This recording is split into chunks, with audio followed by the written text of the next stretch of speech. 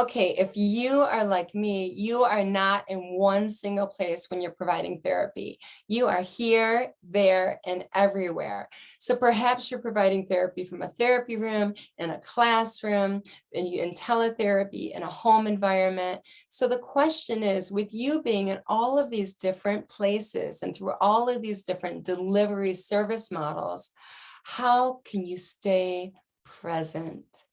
How can you stay present in which you're giving all of your time, all of your energy, all of your focus to the child on a moment to moment basis?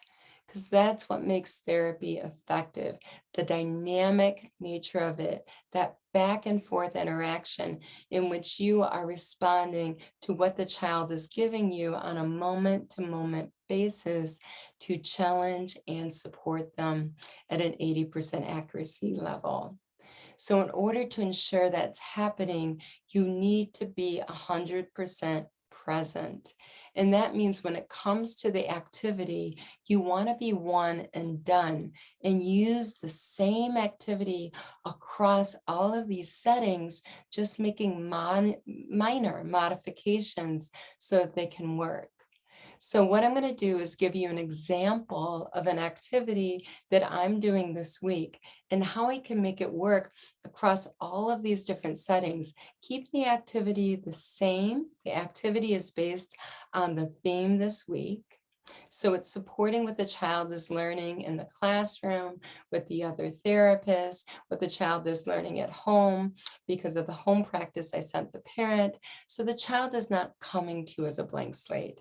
The child is coming to you as an active learner that has a lot to provide to the learning situation so that the child can take on the role as teacher, which is so important for developing an internal locus of control.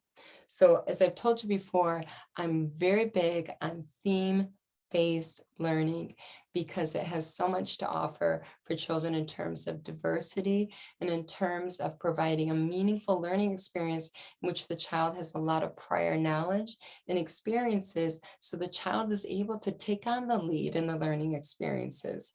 They're not coming to you as a blank slate. So suppose this week the theme is shapes. And what I want to do is have a shape hunt activity. So what I always like to do is start with a checklist. And what the checklist provides is it provides print referencing, which the research indicates is perhaps the single best way in teaching children to read. It also provides multimodal learning in which the children get the print and the pictures are provided as well to better comprehend the topic. And lastly, providing the print is very important because many of my children with autism spectrum disorder have strong visual skills. So many of them learn to talk by learning to read first. And they don't learn the words by hearing them so much, but they learn the words by reading them. So I always like to provide the printed word no matter what the situation is. So I have a checklist that I develop. I develop 2 every week. And today I have a checklist of shapes.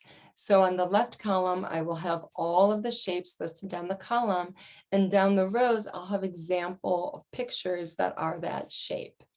What am I going to do with this checklist? Well, I always like to work with objects whenever possible. And that's because the research indicates that children understand objects the most. Second to objects, they understand animated pictures of things. Third to that would be the real pictures of things, real photos. And fourth would be like clip art, where you have pictures that kind of symbolize what they are, but they're not exactly. So I always like to use the real thing whenever possible because I want to make sure that the children are comprehending it through a 3-dimensional mean. When it's 3-dimensional, when it's real objects, you're engaging all of the senses. So I have my checklist that I'm going to use regardless of where I'm doing therapy. But I also like to have a little bin of objects and toys that are on the checklist. So if I can't have that, I'll use pictures instead. But like I said, nothing beats the real thing, because when you have an object, you're engaging all of the senses. And multimodal, multisensory learning is more powerful than just using a picture in which only the visual means are used. You're using one sense or all senses. We always want to go for all senses if possible. So here I have the toys. So I have my little Rubbermaid container of the toys I'm going to use, and I have my checklist. I can take this anywhere, okay? So let's start with real therapy. I always like to use movement activities, because when children move, the brain grooves. Movement creates grooves in the brain. And the more movement you can incorporate into the learning, the quicker the gains are going to be, whatever the topic is, the research indicates. So in my movement activities, I'll take out a trampoline, for instance, and I will have the children throw the objects into different shape boxes. So I'm developing that fundamental skill of throwing, which is a gatekeeping skill for children that enables them to play with their peers in games. So throwing is a really important skill to develop. So they'll be jumping on the trampoline, they're going to visually scan, and they're going to look, for instance, at their apple and see what shape does the apple look like. And they're going to see a circle, and then they'll throw the apple in the circle box. So that'll be the movement activity I do within the therapy session. So if I'm into a classroom instead setting, I can bring my little Rubbermaid container with me. And the neat thing is the teacher in the classroom, because we universally share the themes, is going to be working on shapes as well. It's nice if I bring in my own Rubbermaid container, because that gives more exemplars or more examples of the shapes than what they've seen the week with the teacher. So that's great. Diversity is the key to neuronal development. New equals neuronal development. So you always want to provide new experiences whenever possible. So I'll bring in my shape box, for instance, and suppose the teacher's like, okay, can you work in this little station over here? That's great. I could totally do that. What I could do is I could describe the object that I'm going to pull out of the box. So if the object, for instance, is the red apple, I could say, okay, I have a red fruit and it's round and it has seeds inside and it rhymes with bapple. What do you think that is? And they could pull out the apple, and then they could chart their data and compare and contrast which shape the apple looks like and use their chart here. So there, I changed that to a seated activity within the classroom. You could also use that as a seated activity, of course, within your therapy room. Now, suppose I'm doing a large group activity, which is another thing I do. Now, I find when I'm doing a large group activity and I have a group of 10 3-year-olds, for instance, sitting around, it's nice to have their hands busy. Idle hands are the hands of the devil. I find. So I like to go ahead and have each of the children guess what the object is and pull it out of the feelie box from my Rubbermaid container, and they get to hold on to the object. Then after that, we can do songs with the object. For instance, if it is an apple, I can make it into a song. Ready? So I can say, okay, where I can make a clue out of it, right? And I can make it to a song. So I'm just making this up off of the top of my head. I'm gonna do it to row, row, row your boat, okay? Where could be a circle? I'm looking for something that is nice and round. And we're gonna look around and we can make it with it. We can look at everyone's object and what is something that's nice and round. Someone could hold up an apple, someone could hold up a donut. Ding, ding, ding, ding, ding, apple or banana. And then we'll go to the next one. Where, oh, where can you see? I'm looking for something with 3 sides like a triangle. And then we can look around for a triangle and make it into the song. So I have the children dance with me and they make a triangle with their body, or they make a circle with their body, or they make a square with their hands when they look around. So once again, they're learning not only through their mind, but they're learning for their heart, because we need to find We have a mission. We need to find the triangle, and they're using their bodies as well. So now let's go on to another setting, and let's go into teletherapy. So it's obvious that the parent does not have my box of Rubbermaid containers, but I can email my checklist to the parent, and the parent could have the checklist. Now, if the parent can't print out the checklist, I can have the checklist up on the screen. On the other half of the screen as a PDF. And then I can have in my Feely box something for the child to guess. And they can look at their checklist and point to it on the screen to their parents. Now, to make it movement and to involve the body as well, I can say, okay, so you guessed that this was an apple. Can you find a circle somewhere in your house? I'm going to set my timer for 30 seconds. Are you ready, set, run? And they can run off and find a circle and come back. And they can show me what they found. And they could even give me clues and be the teacher too. And then they can bring it up to the screen and show me as I guess some things for them. So that is a way I'm taking the very same activity and I'm doing teletherapy with it.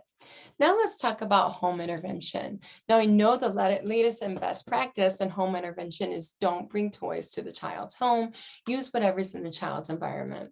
Now that said, I do think it's helpful to give the parent the checklist, the search hunt checklist. And what they can do with the checklist is you can say, okay, an apple. Oh, that's a good example of something that's a circle. And so is a pie.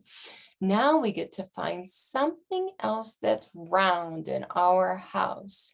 And then they get to take their checklist and find something round in their house, and they can draw a picture of it. They can put it on the circle to see if it's round and check it out. And they can draw a picture of it and draw it on their chart as well. So this is a way I think it is helpful to give something to parents that is a little bit pre-planned, because parents are very, very busy, and 90% of homes are double income. And it is important to get through the routine and to incorporate and anchor activities into their routine. So you might say, this week, maybe what we want to do is we want to talk about different shapes of things and the breakfast table that we find. So maybe for breakfast, we're going to look at different shapes that we see when we have breakfast and point them out and identify them as part of the routine. But it is nice to give an effort in which the child has, as we said in the classroom, in which the child has this multimodal print referencing, has the words, has the pictures, has the exposure to columns and rows, which is really good for prevention of dyscalculia in scientific and mathematical preparation. This is really good for their activity and their visual spatial skills. So it's nice to give them that extra support in providing learning for their child. So here what we have is I've showed you how I took one activity and I used it in all of these different delivery service models, the exact same activity, the exact same materials. For me to put this activity together and these materials together, I do them every Friday after school, and I spend an hour creating 2 checklists and getting all of the materials ready. Then we're one and done. That time is over, and the rest of my time I dedicate to the children and being 100% present for the children I service, and having each child work on what they need to work on individually, whether it's a speech goal, a language goal, an augmentative communication goal, a narrative literacy goal. I'm going to focus on that. The activity's done. That's all set up. The materials are all done. And I'm going to focus on the interaction, the moment-to-moment interaction in which I empower the child, and I let the child know that the child is the teacher, that the child's in charge of the learning experience, that the child is successful at an 80% challenge point at all times, because there's a dance in which I'm providing support and removing support for that child to make sure that change is happening, because challenge creates change. So this is how, even though we're here and we're there and we're everywhere, we can be 100% present, because the magic is going to happen in those moment-to-moment interactions with each individual child, in which we are giving our attention to the child at 100% of the time, not worrying about the activity, not worrying about the strategies. Those are going to stay the same. The activity is always going to be what you set up for that week, for that theme. You are going to make modifications depending on the individual child. You're going to make minor modifications depending on the setting, but your energy and your effort is all about that child and individualizing to that child's individual needs at that individual time. So I hope that this is helpful to you. It's time to roll up our sleeves and go make the world a better place, one child at a time.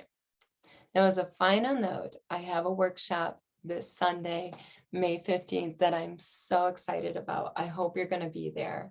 And what I'm going to talk about in this workshop is something of this nature, in which we can take something and take an activity that we can use in teletherapy, that we can use in the real world, and how we can provide best practice across all settings. It's called Keeping It Real in the Digital World. So it's not only about how we can do teletherapy in a best practice manner, it's also how we can do real in-person therapy in a best practice manner. And part of that is using technology, but it's not using high technology with all of the videos and all of the stimulation of the brainstem. We don't have to do things on the cheap. No, it's about using intelligent use of technology, in which we use what the web has to offer, and we share it with children in a very low-tech manner, in which we're able to do higher level thinking, higher level tasks in a meaningful manner with the world at our fingertips to use in terms of materials. So it is going to be an awesome workshop. I do lots of trainings for many organizations, but this training is going to be extremely special. I'm aiming for the fences, in which all I'm going to do is cover 100% actionable items. This is what you can do tomorrow in therapy to make sure that you can provide best practice across settings to all children. I'm so excited for this workshop, and I'm going to tell you, this is something you're not going to want to miss. It's going to be crazy good, covered in wonderful dust and awesome sauce. I am going and aiming for the fences on this, and I hope you're going to be there. You won't be disappointed.